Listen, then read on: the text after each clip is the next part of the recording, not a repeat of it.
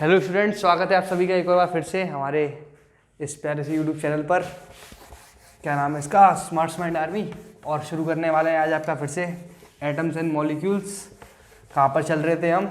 मैंने आपको बोर्स के बारे में बता दिया था, रदरफोर्ड के एक्सपेरिमेंट के बारे में बता दिया था। अब हम आ रहे हैं आपके अगले टॉपिक पर, जिसमें हम न्यूट्रॉन के बारे में बात करेंगे और कुछ रूल्स के बारे में जानेंगे। जो आपके रूल होते थे, जो आपके रूल बताए गए हैं कि कैसे एक एटम में फिलिंग कैसे होती है इलेक्ट्रॉन की और बाकी सब चीज़ें। तो शुरू करते हैं पहले टॉपिक को। तो पहला क्या आ रहा है, देखो पहले लेते हैं चैप्टर का नाम, एटम्स एंड मॉलिक्यूल। ओके, अब क्या बोला जा रहा है? देखो अब बात आ रही है न्यूट्रॉन।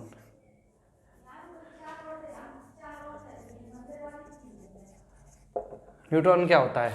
देखो मैंने जैसे आपको इलेक्ट्रॉन और प्रोटॉन के बारे में बताया था कि ये दोनों जो चीज़ें होती हैं, इलेक्ट्रॉन और प्रोटॉन, एक सब एटॉमिक पार्टिकल होते हैं। तो ऐसे ही ना एक नया पार्टिकल आया बाजार में, जिसको किसने इन्वेंट किया? जे चैडविक। ठीक है, इन्होंने किया था। ज़्यादा बड़ा नाम लिख दिया, छोटा कर देते हैं इसे थोड़ा। यह है जे चैडविक, बस इतना बोलते हैं। ठीक है, शॉर्ट में लिखो, कम लिखो, बस सही लिखो। ठीक है, तो किसने इन्वेंट किया? से जे चैडविक ने। ठीक है, अब न्यूट्रॉन भैया होता क्या है ये बताओ। न्यूट्रॉन कहाँ प्रेजेंट होता है, न्यूट्रॉन कैसा होता है? देखो आपको मैं पहले एटम का एक वो दे देता हूँ ओवरव्यू। देखो ये होता है मेन आपका एटम, उसका न्यूक्लियस। ठीक है, न्यूक्लियस यहाँ पर आपका सबसे ज़्यादा मास और सारी एनर्जी प्रेजेंट होती है। ठीक है, इसके अराउंड शेल्स होते हैं। बोर एटॉमिक मॉडल के हिसाब से चल रहा हूँ मैं, आपको समझ आ जाना चाहिए। ठीक है, इसमें रिवॉल्व करते हैं क्या, इसमें क्या घूमते हैं? इसमें इलेक्ट्रॉन घूमते हैं। ठीक है, इसमें इलेक्ट्रॉन होते हैं शेल्स में। ठीक है, अब ये न्यूट्रॉन है ना, इसके अंदर दो पार्ट होते हैं। एक तो होता है आपका प्रोटॉन और दूसरा होता है आपका न्यूट्रॉन। तो न्यूट्रॉन आपका प्रेजेंट होता है न्यूक्लियस में प्रोटॉन के साथ। अच्छा भैया, न्यूट्रॉन को डिनोट कैसे करते हैं? डिनोट इसको हम कहते हैं डिनोटेड बाय सिंबल एन। हम इसको एन सिंबल से डिनोट करते हैं। ठीक है, ठीक है, समझ आ रहा है? बहुत बढ़िया। चलो अब आगे चलते हैं। क्या बोल रहा है ये कि जो न्यूक्लियस का मास होता है ना, वो होता है आपका मास of proton plus mass of electron, और उस न्यूक्लियस के मास को ही हम मास ऑफ एटम बोलते हैं भैया ये क्या बात हुई? ये नई बात क्या कही आपने?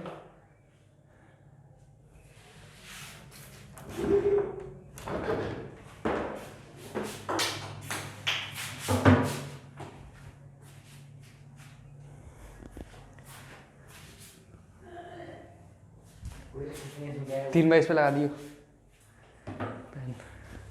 तो देखो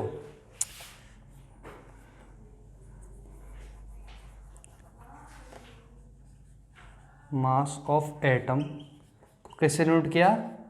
मास ऑफ न्यूक्लियस। और मास ऑफ न्यूक्लियस क्या होगा आपका? मास of proton plus mass of neutron. ठीक है, ठीक है।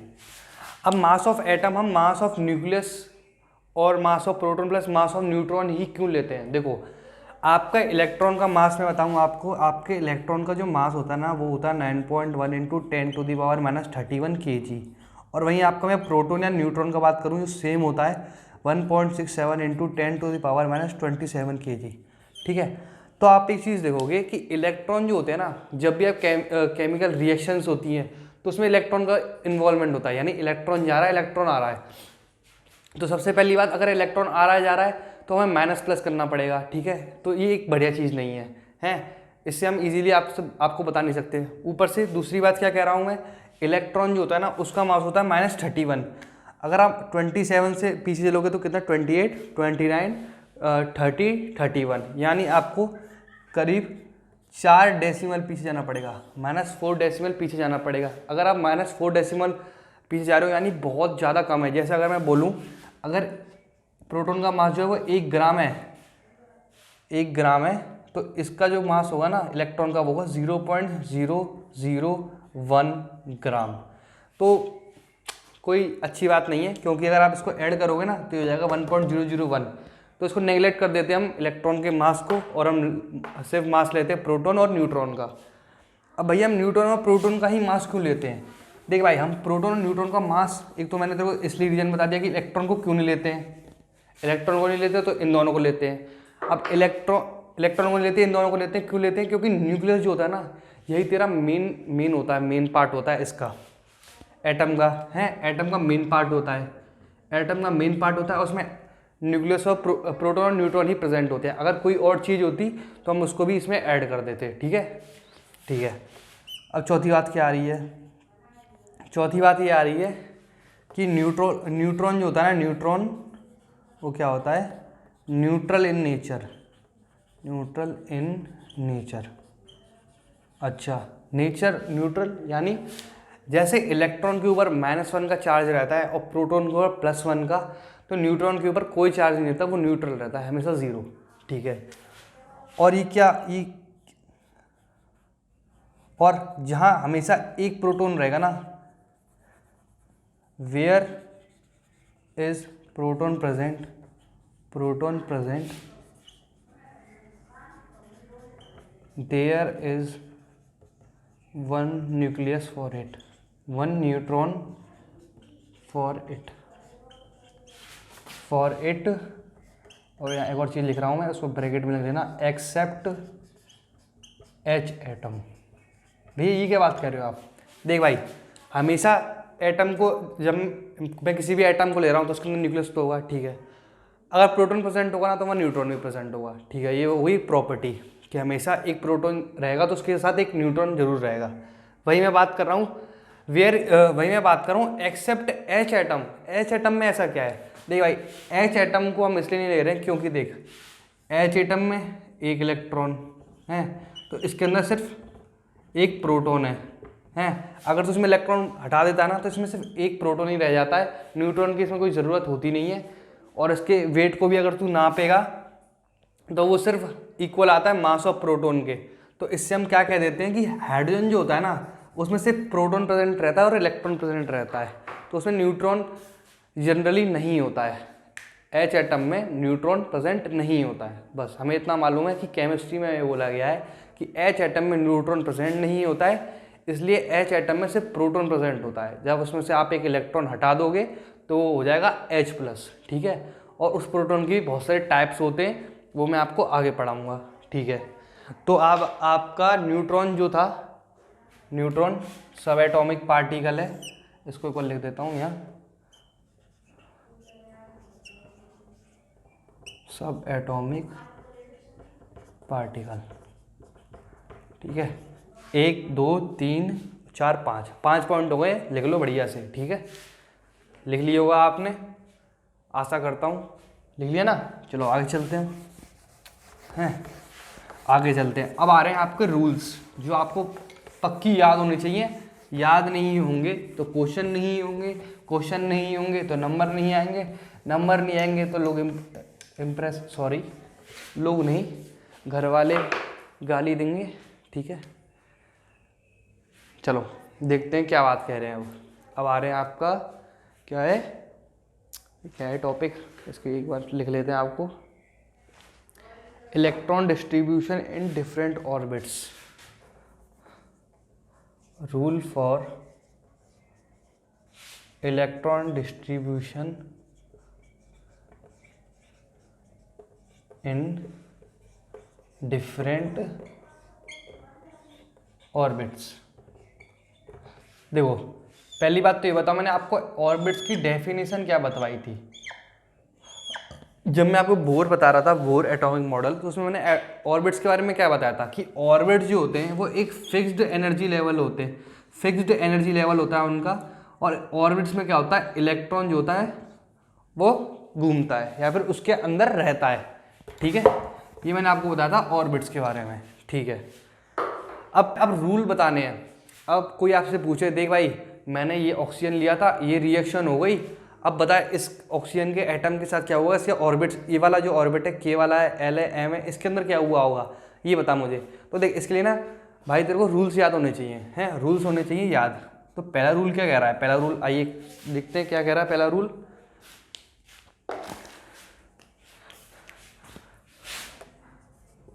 The maximum number of electron present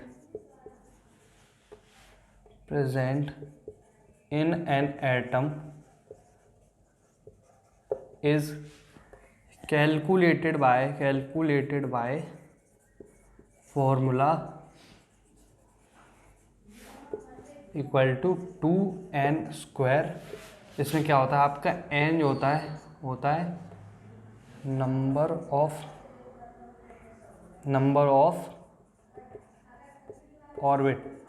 orbital, number of orbit.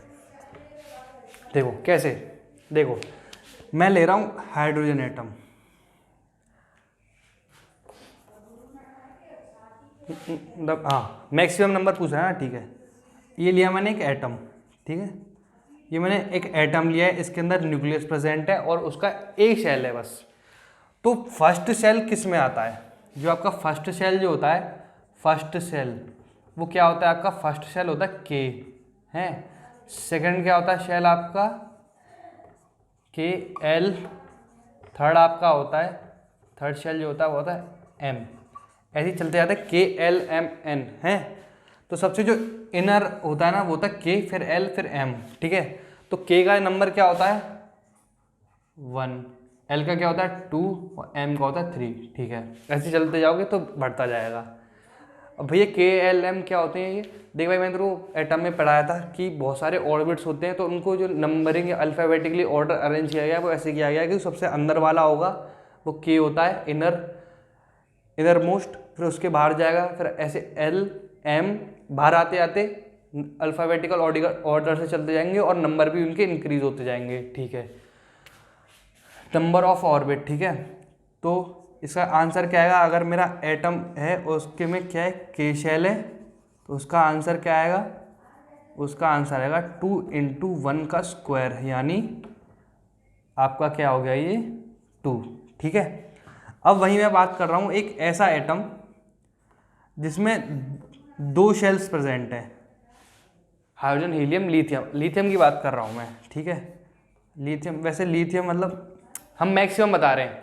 अब आपको ना मैं पीरियोडिक टेबल पढ़ाऊंगा, उसमें क्या होता है ना, पहला फर्स्ट पीरियड होता है, फर्स्ट पीरियड हो गई, सेकंड पीरियड, थर्ड पीरियड, तो ऐसे रो चलती जाती है। तो जैसे रो चलती है ना, नंबर ऑफ शेल्स बढ़ते हैं। तो ऐसे ही अब आ रहा है के और एल शेल अब आ चुके हैं। तो क्या होगा, एल शेल आ गया ना बस इसमें, तो ये हो गया 2 × 2 का स्क्वायर यानी 8, यानी कितने टोटल इसमें इलेक्ट्रॉन होंगे, 8 इलेक्ट्रॉन होंगे। कोई भी ऐसा अगर मेरा एटम होगा जिसमें 2 शेल्स प्रेजेंट है तो उसके अंदर मैक्सिमम इलेक्ट्रॉन कितने होंगे 8। अब मैं बात कर रहा हूँ 3 की, यानी के एल एम शेल की।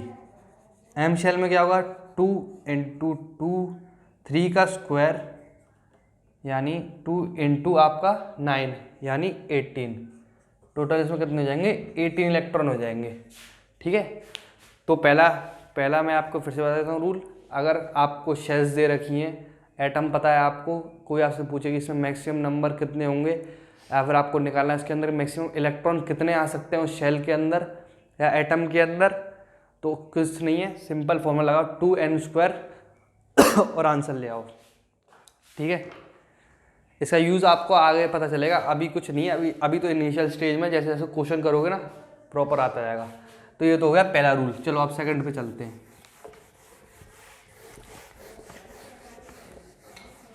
सेकंड क्या बोल रहा है,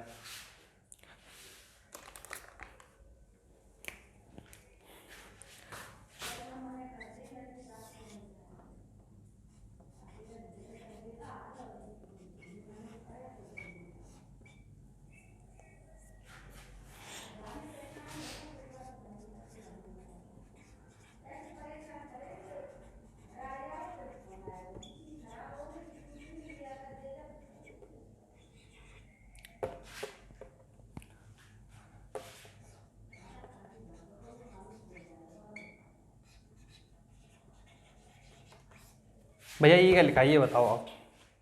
देख भाई बता रहा हूँ, देख maximum number of electron in outer most shell is 8 except K shell. यानी के शेल किस में होता है, आपके पहले जो पीरियड एटॉमिक टेबल आप देखोगे हाइड्रोजन और हीलियम में, तो वो इसके अंदर नहीं आ रहे, सोल के अंदर, ठीक है। वो ये रूल जो है वो थर्ड एलिमेंट से चालू हो रहा है आपका, ठीक है। Maximum number of electron in outer most shell is 8। कैसे, अब मैं लेता हूँ एक ऐसा शेल जिसके अंदर क्या है, तीन चीज़ें हैं, 3 शेल्स हैं। तो ये तो हो गया आपका न्यूक्लियस, ठीक है, न्यूक्लियस हो गया है, ये हो गया के, ये हो गया एल, ये हो गया एम। तो इसमें एम क्या है आपका, आउटर मोस्ट, ठीक है, ये हो गया मिडल में, और के हो गया आपका इनर मोस्ट, ठीक है। ठीक है, ये कोई मैंने रेंडमली आइटम ले लिया जिसके अंदर क्या है, 3 शेल्स प्रेजेंट है, ठीक है। इलेक्ट्रॉन होंगे, इलेक्ट्रॉन निकाल लेते हैं, कितने होंगे, थर्ड है, 2n² फॉर्मूला लगाया, 2 × 3 का स्क्वायर यानी 18। टोटल इसमें 18 इलेक्ट्रॉन है, ठीक है। तो इसमें क्या बोल रहा है कि जो आउटर मोस्ट शेल होगा ना, सबसे ज़्यादा आउटर मोस्ट शेल जो होगा उसमें हमेशा 8 इलेक्ट्रॉन प्रेजेंट होंगे, मैक्सिमम नंबर, यानी सबसे ज़्यादा अगर उसमें इलेक्ट्रॉन प्रेजेंट हो सकते हैं, उसकी कोई लिमिट है, यानी एम शेल की जो लिमिट है वो हमेशा 8 होगी, ठीक है। कैसे, देखो 18 है ना, तो आपको थर्ड वाला रूल इसके आगे समझाऊंगा और इलेबोरेटली, बस ये समझ लो कि जो आपका पहला वाला जो होता है ना, इसमें होते हैं 2 इलेक्ट्रॉन, उसके बाद वाले में होते हैं 8, 1 2 3 4 5 6 7 8 9 2 3 4, और ये हो गया आपका 2 10, या अंदर आपके कितने भर के, 10 भर गए हैं। तो यानी अब मेरे कितने इलेक्ट्रॉन रह गए हैं, अब मेरे आएंगे एम में 8 इलेक्ट्रॉन, 1 2 3 4 5 6 7 8, ठीक है। तो इसमें यही कह रहा था कि जो सब मैक्सिमम नंबर ऑफ इलेक्ट्रॉन होते हैं ना सबसे बाहर वाली शेल में कोई सी भी एटम की, वो होते हैं 8, बस के शेल को छोड़ देना या फिर आपका हाइड्रोजन और हीलियम को छोड़ देना। ये हो गया आपका सेकेंड रूल, ठीक है। यहाँ मैक्सिमम की बात हो रही है, ठीक है, मैक्सिमम कि मैक्सिमम आउटर मोस्ट में कितने हो सकते हैं, ठीक है। तो समझ गए होगे आप, लिख लिया होगा आपने, आशा करता हूँ। लिख लिया ना भाई, सही बताना, लिख लिया ना, चलो ठीक है, अब आगे चलते हैं। अब आपका आ रहा है थर्ड पार्ट क्या कह रहा है, थर्ड है आपका, थर्ड रूल कौन सा है, हाँ अब आते हैं आपका थर्ड रूल, जो मैं आपसे अभी बोल रहा था ना कि देख भाई पहले 2, इसमें 2 भर, इसमें 8 भर, फिर उसमें 8 भर, ऐसा क्यों। तो यही रूल है भाई कि जो first electron filled in innermost shell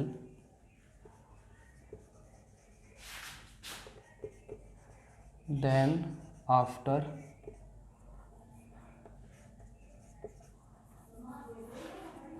fill accordingly to alphabetical और शेल नंबर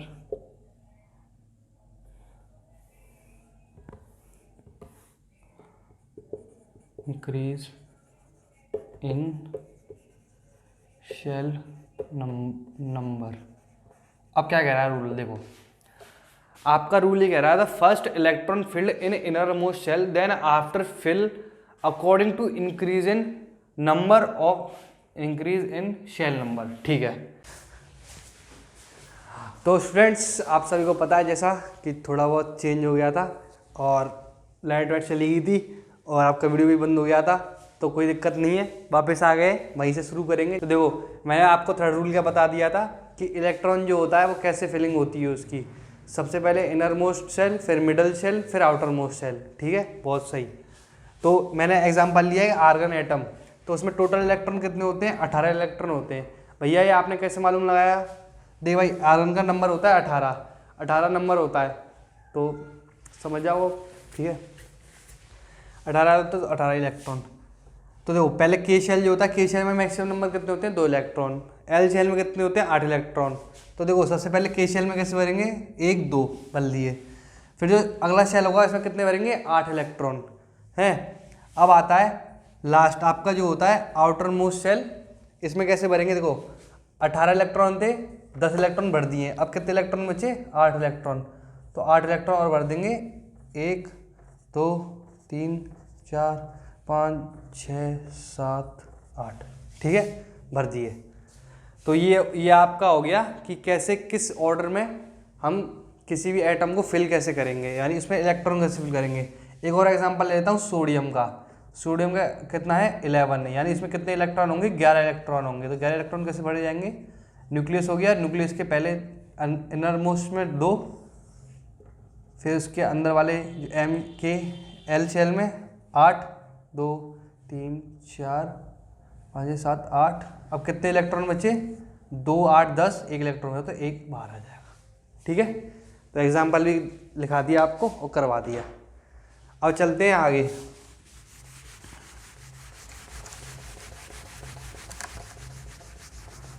यहीं पर आपके ये रूल्स है ना ये खत्म होते हैं सारे के सारे, आपके जो रूल्स हैं खत्म होते हैं यार। तो खुश हो जाओ भाई, एंडिंग की ओर बढ़ रहे हैं। इसी लेक्चर में आपका जो ये है ये ख़त्म हो जाएगा, ठीक है। ये लास्ट लेक्चर है, बड़ा ही थोड़ा सा लंबा होगा पर वो देख लेना, ठीक है। इसको भी तो मिटाना था, इसको भी मिटा देते हैं, देखो ठीक है हो गया। अब चलते हैं अगली बात क्या आ रही है, अगली बात आ रही है वैलेंसी। वैलेंसी भैया क्या बात है, लाल मार्कर कैसे, देखो लाल मार्कर इसलिए क्योंकि ब्लैकिंग ख़त्म हो गई है, ठीक है। सिंपल सी बात बोलता हूँ, ठीक है। तो कोई बात नहीं, बियर कर लेना, अगर नहीं दिखाई दे रहा हो तो कोई बात नहीं, थोड़ा सा बियर कर लेना भाई, है। एडजस्टमेंट लाइफ में बहुत करी होंगी, यहाँ भी कर लो थोड़ी सी।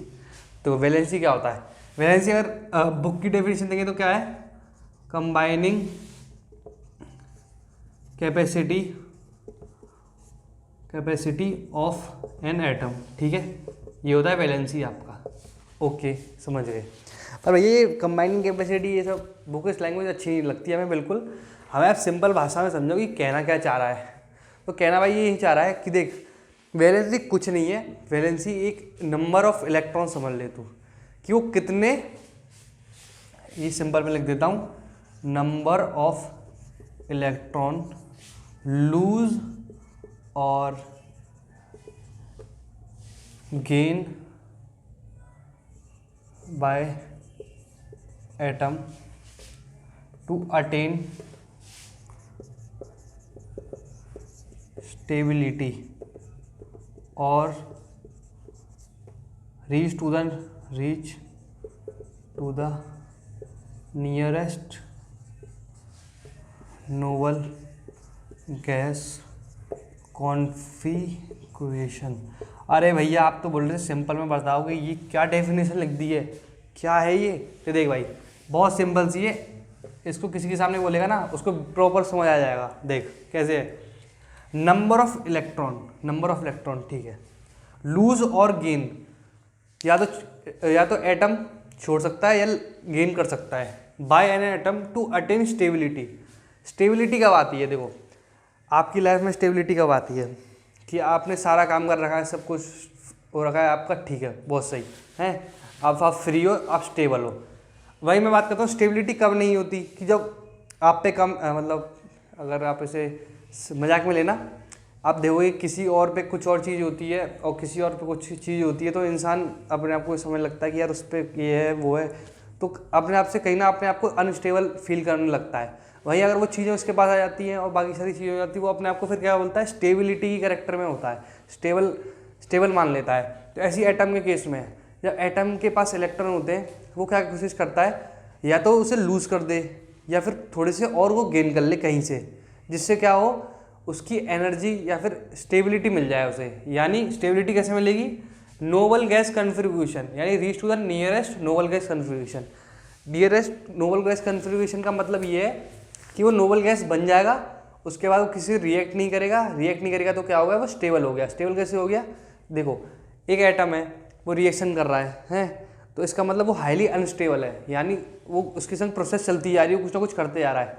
वही मैं स्टेबल की बात करूँ, स्टेबल क्या करेगा, बस आराम से खड़ा हुआ है, 5 स्टार खा रहा है, ठीक है, वो कुछ नहीं कर रहा है बस। तो यही होती है वैलेंसी की आपकी प्रॉपर डेफिनेशन। अब वही बात आते हैं, भैया हम किसी भी एटम की वैलेंसी को कैसे निकालेंगे ये बताओ आप। देख भाई अब बताता हूँ तेरे को मैं कैसे वैलेंसी निकाली जाती है। पहले तो तू देख, मैं सोडियम का एग्जांपल लेता हूँ। सोडियम क्या है इसका एटॉमिक नंबर बोल रहा हूँ, एटॉमिक नंबर बोल रहा हूँ, मैं पागल हो गया हूँ, अभी आपको एटॉमिक नंबर पता है तो है नहीं मैंने। तो सोडियम जो होता है ना, इसका नंबर होता है 11। आपको भाई देखो आप बच ही नहीं सकते, आपको पीरियोडिक टेबल याद करनी पड़ेगी वरना क्वेश्चन नहीं होंगे, ठीक है। तो कर लेना, मेरे को मालूम है बुक में बहुत कन्फ्यूजन दे रखा है, आपकी पीरियोडिक टेबल बाद में दे रखी है, पढ़ा पहले रहे तो कोई बात नहीं, याद कर लो, पहले ही याद कर लो। लिख देता हूँ उधर पीरियोडिक टेबल लर्न, ठीक है, मस्ट है ये, मस्ट। अगर ये नहीं होगा ना कुछ नहीं आएगा, ठीक है। तो देखो सोडियम का एटॉमिक नंबर कितना है 11, मतलब और इसमें कितने इलेक्ट्रॉन होंगे 11 इलेक्ट्रॉन होंगे, ओके। तो भैया 11 इलेक्ट्रॉन है, ओके। तो इसमें अगर मैं, अब आप ना बार बार स्ट्रक्चर बनाओगे, फालतू काम मत करो। अब सीधे सोचो, सोडियम है तो पहले मैं 2 भर देता हूँ अंदर वाले शेल में, ठीक है, फिर मैं 8 भर देता हूँ उसके बाहर वाले शेल में, मिडल वाले में। अब कितने इलेक्ट्रॉन रह गए, 1 इलेक्ट्रॉन रह गया, ठीक है। अब आप देखो सोडियम के सबसे पास वाली नोबल गैस कौन सी है, सोडियम के अगर सबसे पास वाली जो गैस है वो है आपकी नियोन। नियोन है आपकी सबसे पास वाली, उसका कॉन्फ़िगरेशन क्या होता है, उसका एटॉमिक नंबर होता है 10, अगर उसमें उसकी वो लिखूंगा कॉन्फ़िगरेशन वो होती है 2-8 है, और बाहर का शेल प्रेजेंट होता नहीं है। तो क्या कर, ये सोडियम क्या करने की कोशिश करेगा, सोडियम बोलेगा कि मेरे से जो सबसे पास वाली reach to the nearest noble gas में से जो सबसे पास वाली नोबल गैस है, मैं उसकी कॉन्फ़िगरेशन एक्वायर, यानी उसकी जो कॉन्फ़िगरेशन है एटॉमिक स्ट्रक्चर की, या मतलब कैसे अरेंज हो रखे हैं, उसको मैं अटेन करने की कोशिश करता हूँ। तो क्या कोशिश करेगा कि वो जो इस 1 इलेक्ट्रॉन है इसको क्या कर दे, लूज कर दे। तो देखो कितने इलेक्ट्रॉन लूज करने की कोशिश कर रहा है, 1। तो इसकी वैलेंसी क्या हो गई, वैलेंसी होगी इसकी 1, ठीक है। अब उल्टा करते हैं थोड़ा, अब चलते हैं ऑक्सीजन पे, ये तो हो गया आपका पहला एग्जाम्पल। अब चलते हैं दूसरे पे, ये है ऑक्सीजन, O है, O2 है, तो कितना होता है इसका 8 होता है, तो कितने हो गए 8 इलेक्ट्रॉन हो गए, ठीक है। अंदर वाले शेल में 2, बाहर वाले में कितने आएंगे 6, ठीक है, बहुत सही। तो देखो अब इसके सबसे पास वाली कौन सी कॉन्फ़िगरेशन है, या फिर सबसे पास वाली कौन सी गैस है, वो है नियोन, वो भी नियोन है, ठीक है। क्या उसकी कॉन्फ़िगरेशन 2-8। तो ये क्या कोशिश करेगी ये कोशिश करेगी कि एक काम करती हूँ कि इसमें 2 इलेक्ट्रॉन और जोड़ देती हूँ, हैं 2 इलेक्ट्रॉन और जोड़ देते हैं, गेन कर लेते हैं। तो कितने गेन हुए इसमें, ये हो गए 2 आपके गेन हो गए। तो इसकी वैलेंसी कितनी हो गई आपकी, वैलेंसी नंबर ऑफ इलेक्ट्रॉन जितने वो चाहता था वो थी 2, तो ये होगी आपकी वैलेंसी, ठीक है। समझ आ गया, आई गया होगा, और नहीं आया तो कमेंट में पूछ लेना कोई ऐसा एटम। देखो एक एटम होता है फोस्फोरस, उसमें दे रखा है 3 और 5, तो 3 और 5 ना वो जनरली इसकी 3 ही होती है, 5 बहुत ही कम केस में लेते हैं, 3 लेते हैं ज़्यादातर, क्योंकि आपकी क्लास में क्या देखो आपको अभी थोड़ा डीप में कम पढ़ा जाएगा, तो इसलिए 3 ले लेते हैं, और फॉस्फोरस से बहुत कम क्वेश्चन आते हैं, ठीक है। तो वैलेंसी निकालना सीख गए ना भाई, बता देना, ठीक है, कमेंट में, बहुत ज़रूरी है। ये नहीं आया तो देख भाई बहुत प्रॉब्लम होने वाली है आगे चल के। वैलेंसी कुछ नहीं है, एक और बता देता हूँ, वैलेंसी कुछ नहीं है, जो आपका एटम होगा वो कोशिश करेगा उसके सबसे पास जो नोबल गैस है उसकी कॉन्फ़िगरेशन एक्वायर करने की। सोडियम के पास में नियोन थी, ऐसे में अगर मैं क्लोरीन पे जाता हूँ, क्लोरीन के पास सबसे पास कौन सी आर्गन, तो वो क्या कोशिश करेगी 1 इलेक्ट्रॉन और खा लेती हूँ या फिर एक्वायर कर लेती हूँ, ठीक है। ऑक्सीजन में उल्टा है, ऑक्सीजन में उल्टा नहीं है, सॉरी, ऑक्सीजन में भी यही है, वो 2 इलेक्ट्रॉन खाने की कोशिश करेगा, गेन करने की कोशिश करेगा, जिससे क्या वो नियोन की कॉन्फ़िगरेशन में आ जाए, ठीक है। तो ये थी आपकी सिंपल वैलेंसी, लिख लिया होगा आप सभी ने। तो चलो आगे चलते हैं हम।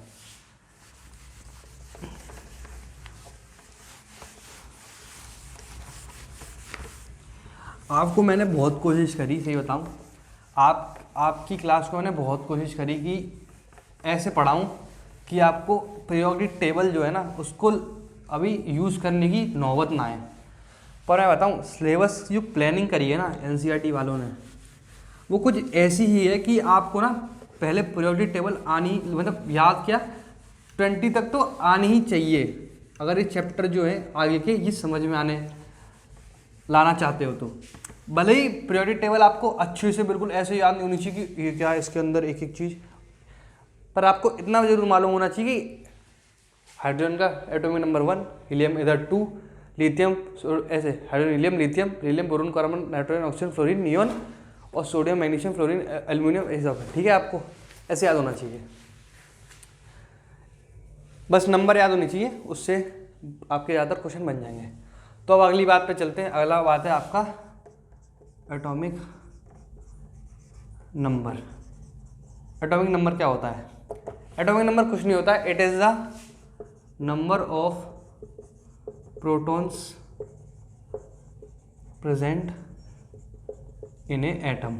बस इतनी सी डेफिनेशन है, कुछ ज़्यादा समझना नहीं, कुछ ज़्यादा फंडा नहीं, सिंपल सी है। एग्जाम्पल की तरीके कार्बन होता है, कार्बन सी कितने प्रोटॉन होते हैं 6, तो उसका एटॉमिक नंबर क्या होगा? एटॉमिक नंबर हो गया इसका 6।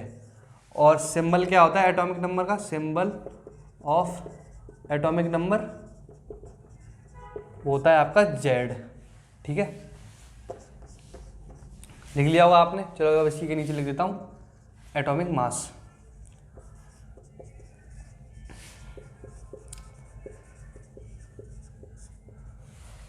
एटॉमिक मास कुछ नहीं होता है, नंबर ऑफ प्रोटॉन लेना। देखो नहीं थोड़ा सा चेंज है इसमें। एटॉमिक मास मेरे को अगर आपको पढ़ाना है तो मेरे को आपको 2 चीज़ और पहले पढ़ानी पड़ेंगी। ठीक है, तो इसको ना अभी थोड़ा रुको, इसको थोड़ा अभी पॉज करो, एटॉमिक मास को अभी पॉज करते हैं थोड़ा। ठीक है, पहले आपको पढ़ाते हैं आइसोटोप्स और आइसोबार। ओके ठीक है भैया, आपने बोला हमने मान लिया, इसका मतलब आपको एटॉमिक मास नहीं आता। अरे भाई आता है यार, आता है भाई, दिक्कत मत ले, आता है। देख अब चल रहे हैं, पहला क्या बात है? आइसोटोप। आइसोटोप की बड़ी डेफिनेशन लिखो।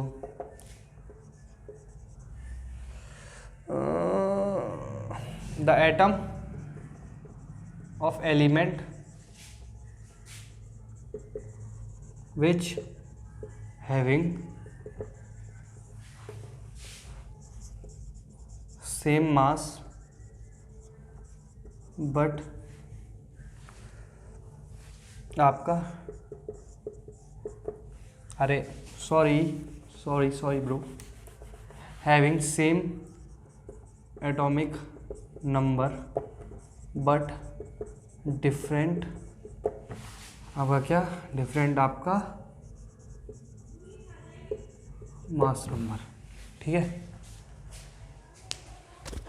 समझ गए? समझी कि नहीं? देखो आइसोटोप के लिए क्या होना चाहिए आपको? Number of elements which having same atomic number but different mass number है भैया, ये बात है। आपने मास नंबर तो अभी पढ़ाया नहीं। दे भाई मास नंबर अभी रुक, मास नंबर कुछ नहीं है, मास नंबर क्या है? तेरा वेट है, सिंपल सा तेरा वेट है एटम का। ठीक है, समझ ले इतना अभी तक। तो क्या हो रहा है? आइसोटोप क्या होता है तेरा? एग्जांपल लिख देता हूँ कि तेरा पहली बात कि तेरा जो एटम है ना उसका एटॉमिक नंबर सेम रहेगा, हाइड्रोजन।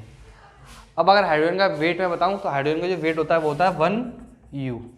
ठीक है, अभी बताऊँगा, दिक्कत मतलब एटॉमिक मास बहुत बढ़िया से बताऊँगा, बस अभी इतना याद रखो कुछ नहीं होता एटॉमिक मास, आपका वेट होता है एटम का। तो ये हो गया 1, ये हो गया 2, ये हो गया 3। देखो अब आप एक चीज़ देख रहे हो कि नंबर सेम है पर मास अलग है, तो इस कैटेगरी को हम क्या बोलते हैं? आइसोटोप्स। आइसोटोप्स क्या होते हैं? नेचर में बहुत ज़्यादा अलग अलग पाए जाते हैं और इनका ना यूज़ भी बहुत अलग अलग होता है। जैसे आप देखो नेचुरल जो है इसको हम बोलते हैं प्रोटॉन, जाओ उसको लिख देता हूँ मैं अच्छे से, नाम जो है इसका वो लिख देते हैं एक बार बढ़िया से, हैं प्रोटियम। तो थोड़ी स्पेलिंग भाई मेरे को मालूम नहीं है तो इसलिए ड्यूटेरियम, ठीक है, ड्यूटेरियम और उसका ट्राइटियम, ठीक है। तो ये हो गया प्रोटियम, ड्यूटेरियम, ट्राइटियम। तो देखो आइसोटोप्स में क्या होता है, इनकी ना केमिकल प्रॉपर्टीज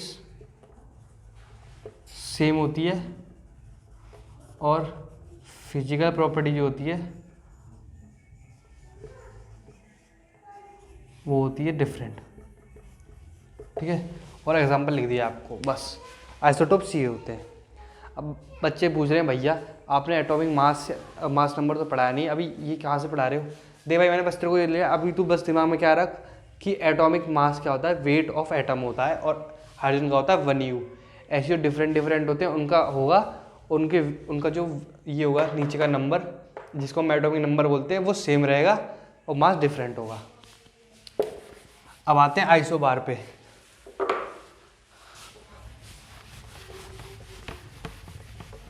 एप्लीकेशन लगवाने की जरूरत है क्या इसकी, बताओ? एप्लीकेशन लिखूँ क्या आइसोटोप्स की? आइसोटोप की कोई एप्लीकेशन नहीं है वैसे, मतलब ज़्यादा ऐसी कोई हार्ड एप्लीकेशंस नहीं है। आपको बस आनी चाहिए कि यूरेनियम जो होता है आपका, यूरेनियम का एक आइसोटोप्स होता है 230, शायद 235 बोलते हैं उसे। यूरेनियम को 235 जो होता है वो आपका न्यूक्लियर फ्यूल के लिए काम आता है, और आपका जो कोबाल्ट का होता है वो आपका कैंसर ट्रीटमेंट के काम आता है, और बाकी एक और होता है वो गोएटर के काम आता है, उसका शायद निकल का होता है शायद, हाँ निकल का होता है शायद, हाँ। तो वो कुछ नहीं है, बुक में से देख लेना, 3 एग्जाम्पल एप्लीकेशन है उसके, अगर लिखवाना होगा तो लिख दूंगा या फिर आपको डाल दूंगा आपके डिस्क्रिप्शन बॉक्स में, देख लेना, ठीक है। मुश्किल याद है उसमें से क्वेश्चन आएगा तो भाई कमेंट कर देना, गाली दे देना, गाली मतलब वैसे नहीं, ट्रोल थोड़ा। तो अब कहाँ बात करते हैं आइसोबार पे। आइसोबार क्या बोल रहा है, item of elements having same atomic mass but different, या फिर मास या number, atomic mass number but different atomic number, ठीक है। एग्जाम्पल क्या हो गया इसका, एग्जाम्पल हो गया 14, 18 आर्गन, और एक और लिख देता हूँ 20, 40 आर्गन। अब भैया आइसोबार क्या होते हैं, आइसोबार्स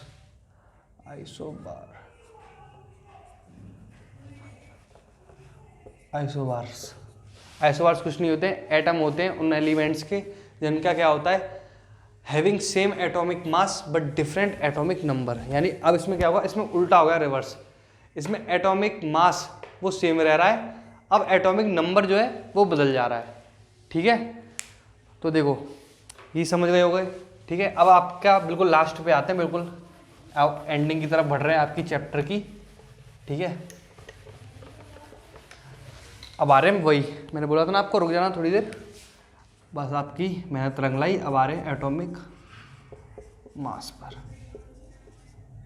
एटॉमिक मास देखो जनरली आपका क्या होता है, अगर आप एटॉमिक नंबर याद कर रहे हो पीरियोडिक टेबल में, आपको एक हैक क्या बता देता हूँ, नॉर्मली सब जानते हैं कि जो आपका एलिमेंट होता है ना, वो उसकी जो, अगर आप उसका एटॉमिक नंबर को डबल कर दोगे तो जनरली आपका मास निकल आता है, मतलब शॉर्ट ट्रिक में। कई ऐसे एलिमेंट होते हैं, क्लोरीन होता है, सोडियम होता है, जिनको आपको याद रखने पड़ेंगे क्योंकि उनका थोड़ा डिफरेंट हो जाता है कभी भी केस। तो एटॉमिक मास देखो, एटॉमिक मास कुछ नहीं है। अब ये आता है 2 तरीके पे, एक चलता है आपका नेचुरल एलिमेंट्स, यानी नेचुरल एलिमेंट्स नहीं, इधर लिख देता हूँ, नो आइसोटोप एलिमेंट।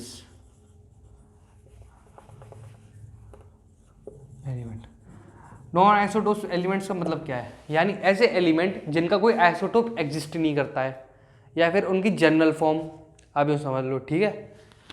तो no isotope no isotopes elements का क्या होता है एटॉमिक मास, उसका फॉर्मूला लिख देता हूँ, number of proton,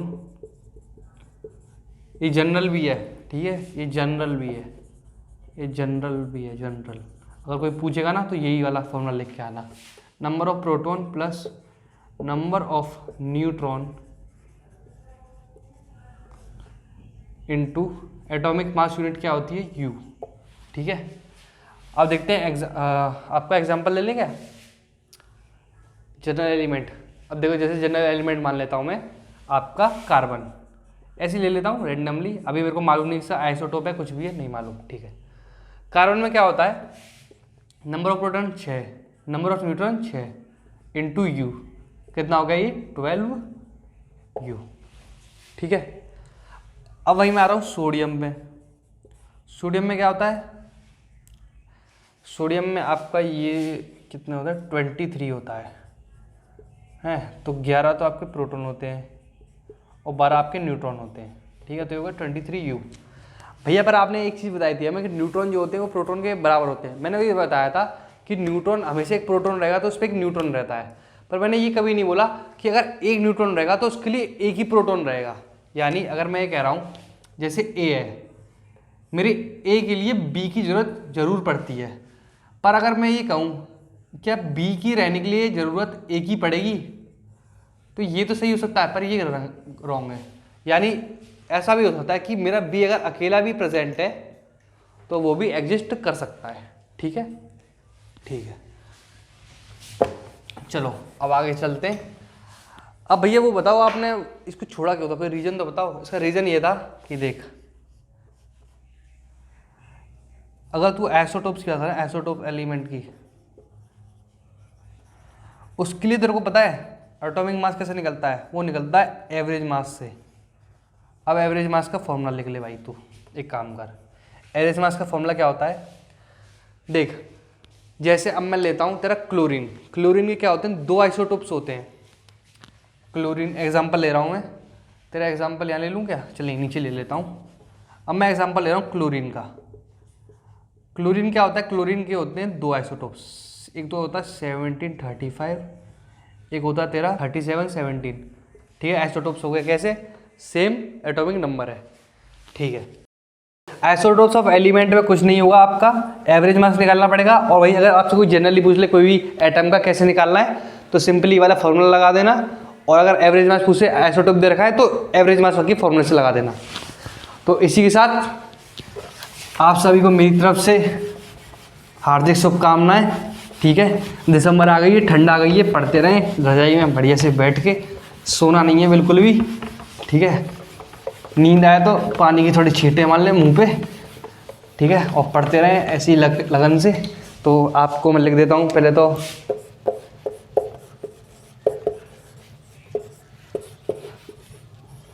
thank you सभी को इधर आने के लिए और मेरे से इस लेक्चर को पढ़ने के लिए आप सभी का बहुत बहुत धन्यवाद। और इसके साथ अब अगला चैप्टर पढ़ेंगे जल्दी, तो सभी को Radhe Radhe and best of luck.